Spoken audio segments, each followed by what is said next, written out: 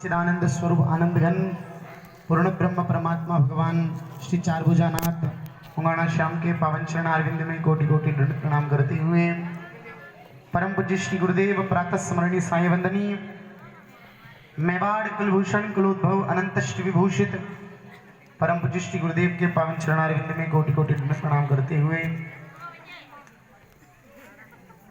इस पवित्र रामलीला के मंच का आनंद आप सब गत दिवसों से प्राप्त कर रहे हैं। आपके ग्राम में श्री सीताराम रामायण मंडल द्वारा रामलीला की सुंदर प्रस्तुति का रंगारंग कार्यक्रम सभी कलाकारों के द्वारा प्रस्तुत किया जा रहा है। हम सनातन धर्म के सभी भक्त भगवान श्री रामचंद्र जी को अनन्य भावों से मानते हैं। आप सब जानते हैं कितने वर्षों के संघर्ष के बाद भगवान प्रभु श्री रामचंद्र जी का जो जन्मभूमि है, जो एक विवादित स्थिति में उलझी हुई थी, हम सबकी भावना, हम सबकी सत्यनिष्ठा, भगवान राम के प्रति अनंत प्रेम के उस बल पर वह भूमि सनातन धर्म को प्राप्त हुई और उस भूमि पर भगवान राम जी का भव्य मंदिर बन रहा है। सनातन धर्म के आधारशिला प्रभु श्री राम है, भगवान श्री राम है और उन्हीं मर्यादा पुरुषोत्तम कृपा सिंधु रस सिंधु पार ब्रह्म परमात्मा भगवान अखिल कोटि ब्रह्मांड नायक पराभट्ट अखिलेश्वर धनुषधारी भगवान श्री रघुनंदन की मंगलमय रामलीला का आनंद आप सब यहाँ रंगमंच के द्वारा प्राप्त कर रहे हैं। राम जी की कथा रामायण के द्वारा आप लोगों ने सुनी होगी और आपके गांव में पहले परम पूज्य श्री गुरुदेव भगवान के द्वारा इस मंदिर का निर्माण भी महाराष्ट्र जी के द्वारा ही उनकी कलमों द्वारा हुआ।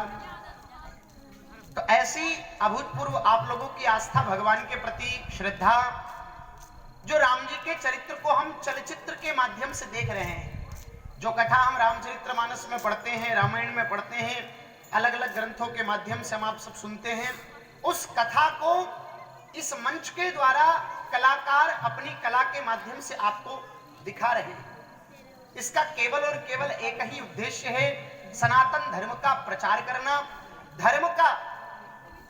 धर्म की पवित्र शरण का आश्रय लेकर के जनमानस में, भक्तों के हृदय में भगवान के प्रति प्रेम को उत्पन्न करना।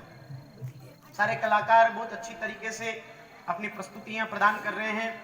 ये तो बस्ती नगर की शरण में लेकर के यहाँ ये कलाकार सब आए हुए हैं। आप लोगों का कर्तव्य यह बनता है कि इनकी संपूर्ण पूरी तरह से इनकी व्यवस्था, किसी भी प्रकार से आपके गांव में आपकी शरण में आए हैं, इस बस्ती की शरण में, तो किसी प्रकार से इनको कोई कमी न हो, इस बात का भी गांव वालों को ध्यान रखना चाहिए कि भगवान की लीला का आनंद इस मंच के माध्यम से मिल रहा है। तो ऐसी सेवा, ये धर्म का कार्य है, इसमें सब तन मन धन से लग करके इस कार्य को पूर्ण करें। कल रामलीला पूर्ण होगी, भगवान का राज तिलक होगा और राज तिलक भी होगा। आप लोग अपना संपूर्ण सहयोग इस रामलीला में प्रदान करें। भगवान श्री रामचंद्र जी मर्यादा के धनी हैं, उनसे बढ़कर के जगत में कोई मर्यादा का सिद्धांत सिखाने वाले देव नहीं है। भगवान कृष्ण हुए, नारायण हुए, शिव जी हुए, अन्य जितने भी अवतार हुए हैं, उन सब अवतारों को इस धरती पर आकर के बताना पड़ा कि हम भगवान हैं। भगवान कृष्ण भी गीता में कितनी बार कहे, अहम ब्रह्मास्मि, मैं ब्रह्म हूं। है अर्जुन, सर्वधर्म परित्यज्य मामेकम शरणम भज, तू सारे धर्मों का त्याग करके मेरी शरण में आ, मैं भगवान हूं, मैं ब्रह्म हूं। भगवान कृष्ण कहते हैं। कितने ही अवतार हुए, भगवान के सब अवतार यह कहते हैं कि मैं भगवान का अवतार हूं, मैं अवतारी पुरुष हूं, ऐसा सबने कहा। लेकिन इस रामलीला के माध्यम से आपने इतने दिनों से देखा होगा कि राम जी ने अपने मुंह से ये कभी नहीं कहा कि मैं भगवान हूं। राम जी को कभी ये कहना नहीं पड़ा कि मैं भगवान हूं। क्यों? क्योंकि राम जी के जो चरित्र हैं, उन चरित्र ने ही राम जी को भगवान स्वरूप में संपूर्ण ब्रह्मांड को बताया कि ये परमात्मा है। लोगों को तो दूसरे अवतार को तो कहना पड़ा कि हम भगवान हैं, लेकिन राम जी के चरित्र देख करके लोगों ने समझ लिया, ब्रह्मांड ने समझ लिया कि ये परमात्मा के अवतार हैं। तो ऐसे मर्यादा के धनी आप रामलीला यहाँ देख रहे हैं। इसके माध्यम से भगवान राम जी के जीवन काल में जो पुरुषार्थ राम जी के जीवन काल का हुआ है, वह सारा पुरुषार्थ मानव जीवन को मानवता सिखाने के लिए है। रामायण क्या सिखाती है? जीना सिखाती रामायण, मरना सिखाती भागवत। सारे धर्म ग्रंथ हमको सिखाते हैं। रामायण क्या सिखाती है? जीना सिखाती। कैसे जीना चाहिए? बोले रामायण के जैसे जीना चाहिए। क्या क्या हो, कैसे कैसे हो, ये सब चीजें हम सीखें, किस प्रकार से हमको क्या चीज समझनी है। रामलीला के माध्यम से एक मनोरंजन की चर्चा भी अलग होती है, लेकिन उसमें ज्ञान के भी शब्द हैं, उनको भी आपको समझना पड़ेगा। सीता जी का चरित्र है, राम जी का चरित्र है, हनुमान जी का चरित्र है, दशरथ जी का चरित्र, ये सारे चरित्र क्या बताते हैं?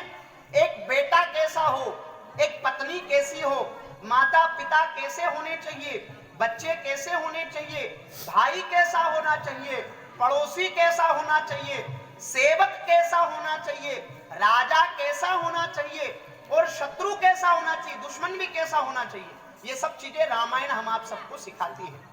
राम जैसा बेटा अगर किसी माँ बाप का हो तो उनको जगत में कोई दौलत की आवश्यकता नहीं पड़ती, क्योंकि अपने पिता दशरथ जी की इच्छा तो उनकी माता कैकेयी की थी, लेकिन उनके पिता के वचन को पूर्ण करने के लिए राम जी ने 14 वर्ष का वनवास स्वीकार कर लिया। आजकल की औलाद कोई अपने माता पिता के कहने पर घर से बाहर निकले, माँ बाप को बाहर निकाल देते आजकल की औलाद में। तो भगवान रामचंद्र जी माता पिता के प्रति अनंत प्रेम को समर्पण करने वाले भगवान हैं। पत्नी कैसी हो तो जानकी जी उनके चरित्र से बताती हैं कि अपने पति के सुख दुख में स्त्री का कर्तव्य है कि अपने पति का साथ देवे। एहिते अधिक धर्म नहीं दूजा, सादर सास ससुर पद पूजा। स्त्री के लिए सबसे बड़ा धर्म क्या है कि वो अपने सास ससुर की सेवा करे, अपने पति की सेवा करे।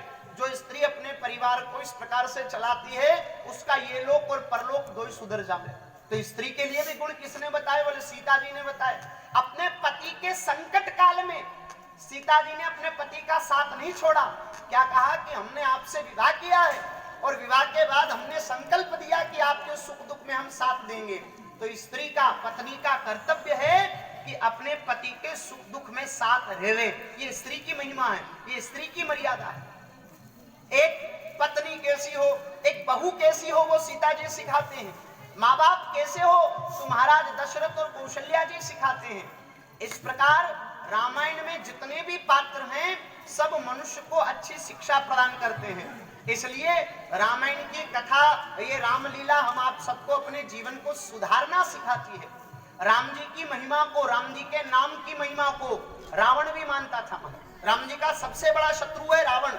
आप लोगों ने लीला के माध्यम से देखा होगा, जानकी जी का हरण हुआ, रावण हर करके ले गया जानकी जी को। क्यों लेकर के गया जानकी जी को हरण करके? सीता जी का हरण क्यों हुआ? सीता जी का हरण सुख और दुख के कारण हुआ। हर आदमी कहता है कि हमारे जीवन में सुख होना चाहिए। कोई आदमी मेहनत करता है, मजदूरी करता है, खेती बाड़ी करता है, व्यापार करता है, बिजनेस करता है, नौकरी करता है, तो क्यों करता है? कि उसका परिवार और वो सुखी रहे।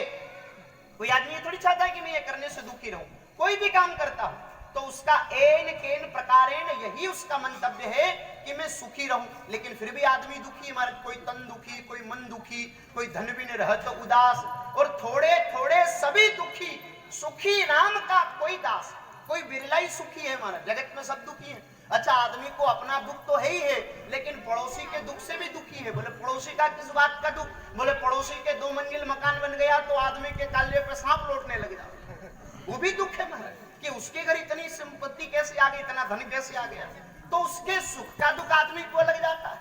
बहुत सारे दुख हैं, सुख हैं। तो श्री जानकी जी बताना चाहते हैं राम जी की सुख कहाँ है। बोले परिवार, पति पत्नी, बच्चे, माता पिता, भाई बंधु के साथ रहने में जो सुख है वो जगत में कहीं सुख नहीं मिल सकता। श्री जानकी जी जब बैठे हैं अशोक, जब वन में बैठे हुए हैं पंचवटी में, तो सोने का मृग बन करके मारीच आता है, रावण के द्वारा भेजा गया। उस हिरण को देख करके जानकी जी कहती, सीता जी कहती हैं कि इस हिरण को पकड़ के लाओ। राम जी से कहा, क्यों पकड़ के लाओ? क्योंकि हम इसके चमड़े से साड़ी बनाएंगे। बड़ा सुनहरी लग रहा है, सोने का लग रहा है, इसलिए इसके चमड़े की साड़ी हमें बड़ी अच्छी लगेगी। तो राम जी ने कहा कि सीते, इस सोने की साड़ी में सुख नहीं है, हमारी बात को स्वीकार करो। तब जानकी जी ने कहा, सीता जी ने कहा कि नहीं, हमको तो सोने की साड़ी चाहिए, आप ला करके दो। बार बार राम जी समझा रहे कि इसमें सुख नहीं है, तुम बात को छोड़ दो। लेकिन जब नहीं मानी सीता जी, तब राम जी ने लीला करी कि इनको एक थोड़ी सी सोने की साड़ी में सुख मिल रहा है, तब इन्हें बताना चाहिए कि सोना कभी भी आदमी को सुख नहीं देता है। ये सोना चांदी गले में पहनते ना, ये सोना कभी भी सुख नहीं देता आदमी को। तो एक हिरण के कारण जो सोने की पूरी नगरी छोड़ करके आए हैं, हीरे मोती जवाहरात छोड़ करके आई हैं जानकी जी अपने पति के साथ में वन में, लेकिन हिरण के चक्कर में उनको मोह हो गया और हिरण को चमड़े को मांगने लगी जानकी जी। तब राम जी ने कहा कि इतने सोने से तुम्हारी व्यवस्था नहीं होगी। तो वो भगवान की माया ने ऐसी माया रची कि सीता जी को सोने की नगरी में ले जा करके बिठा दिया। अब मां सीता जी रो रही है। किसके लिए रो रही हैं? राम जी के लिए, कि हमें राम जी मिल जाए। मैंने कहने का मतलब यह है कि सुख सोने चांदी हीरे जवाहरात रुपये पैसों में नहीं है, सुख तो परिवार में है। परिवार के लोग एक साथ प्रेम से रहेंगे तो सब में सुख है, और इससे बड़ा सुख जगत में कोई नहीं है। रावण भी राम जी की महिमा को जानता है महाराज। राम जी जैसे मर्यादा पुरुषोत्तम जगत में कोई नहीं हुए। जब सीता जी का हरण रावण ने कर लिया और सीता जी को बार बार धमका के कहता है कि तुम हमारी हो जाओ, हमारी पत्नी बन जाओ, तो जानकी जी एक तिनका उठा करके रावण की तरफ दिखाती है, जिससे रावण वापस चला जाता है। अब रावण जब आया है तो रावण ने धमकाया सीता जी को कि अगर तुम 1 महीने में हमारी बात नहीं मानोगी, हमारी पत्नी नहीं बनोगी, तो हम तुम्हारा सर काट देंगे, तुम्हारा अंत कर देंगे, तुमको मार डालेंगे। तब श्री जानकी जी कोई जवाब नहीं देती। अब रावण चलता है अपने नगर में, मंडोदरी से कहता है, और मंडोदरी कहती है कि प्रभु आप सीता जी को अगर अपनी पत्नी बनाना चाहते हैं तो इतनी उहापोह करने की जरूरत क्या है, इतना नाटक करने की जरूरत क्या है, इतना डराने धमकाने की जरूरत क्या है। बोले क्यों, क्या बात हुई, क्या करें, बताओ, तुम बताओ क्या करें कि सीता हमारी हो जाए। तो मंडोदरी रावण की पत्नी कहती है कि सीता जी तो राम जी की पत्नी है, और राम जी अगर सीता जी को मिल जाएंगे तो सीता जी बड़ी प्रसन्न हो जाएगी। तो अगर आप सीता जी को पाना चाहते हैं तो राम का रूप बना करके सीता जी के पास जाओ, सीता जी आपको हाथ लगाएंगे, उनका पतिव्रत धर्म भ्रष्ट हो जाएगा और वो आपकी बन जाएगी। तब रावण कहता है, अरे सीते, ये विचार तो तुम्हारे मन में आ जाया, लेकिन ये विचार मेरे मन में कितनी बार आया कि मैं राम बन करके सीता के पास जाऊं, लेकिन हे मंडोदरी, जब जब मैंने राम बनने का विचार किया तो सीता को छोड़ो, इस संपूर्ण लंका नगरी की जितनी भी नारियां हैं, स्त्रियां हैं, महिलाएं हैं, वो सारी स्त्रियां, सारी नारियां मुझे मातृभाव में प्रतीत होती है। मैं सबको अपने अंतर भाव में मां मान के स्वीकार करता हूं। राम बनने का विचार रावण को सारी स्त्रियों में मां दिखा सकता है, तो अगर रावण राम बन जाएगा तो उसके जीवन का कल्याण ही हो जाएगा। तो राम जी का चरित्र तो अत्यंत दुर्लभ है, जो हम आप सबके जीवन का कल्याण करने वाला है। इसलिए राम जी के जीवन से हम अपने परिवार को, अपने आप को सुधारने की कला सीखें। ये रामलीला बस्ती नगर के आश्रित होकर की आई है। पुनः बस यही बात कहूंगा कि आप सब तन मन धन से लग करके, कि किसी भी प्रकार से यह आयोजन या कार्यक्रम इन कलाकारों के माथे न पड़े।